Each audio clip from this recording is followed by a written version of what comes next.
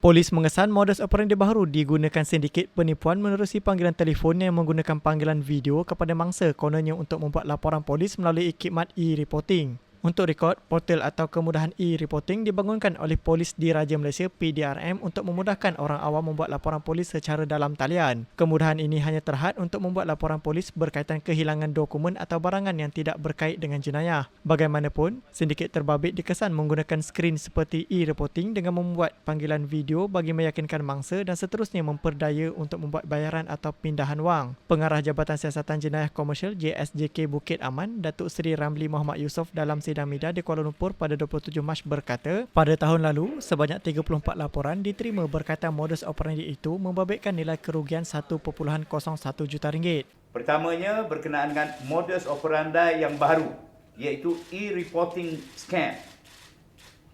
Portal atau kemudahan e-reporting telah dibangunkan oleh Polis Diraja Malaysia PDRM untuk memudahkan orang awam membuat laporan polis secara dalam talian.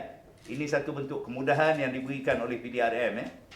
Kemudahan ini hanya terhad untuk membuat laporan polis berkaitan kehilangan dokumen atau barangan yang tidak berkait dengan jenayah.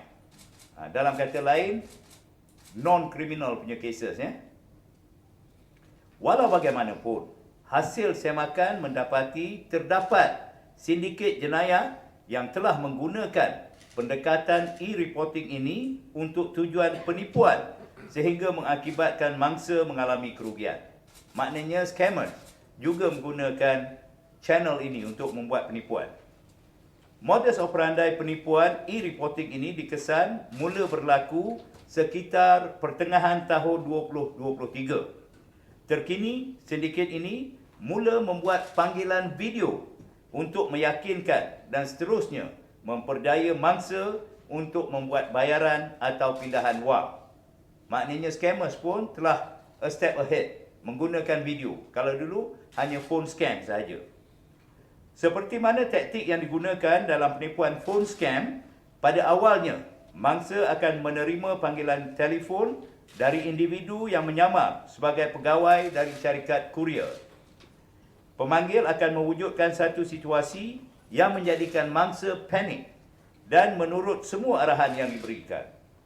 Seterusnya, panggilan akan disambungkan kepada pihak polis secara panggilan video.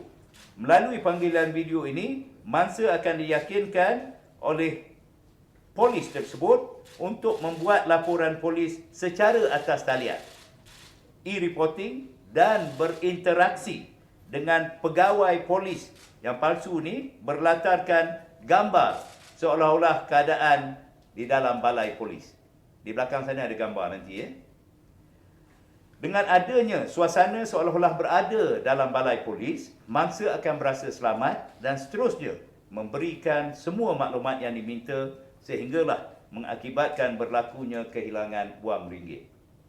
Sepanjang tahun 2023, sejumlah 34 laporan polis telah diterima berkaitan modus operandi ini melibatkan nilai kerugian RM1,11,110. Bagi tahun 2024 sehingga 14 Mac baru-baru ini, sejumlah 14 laporan polis telah diterima melibatkan nilai kerugian RM960,500.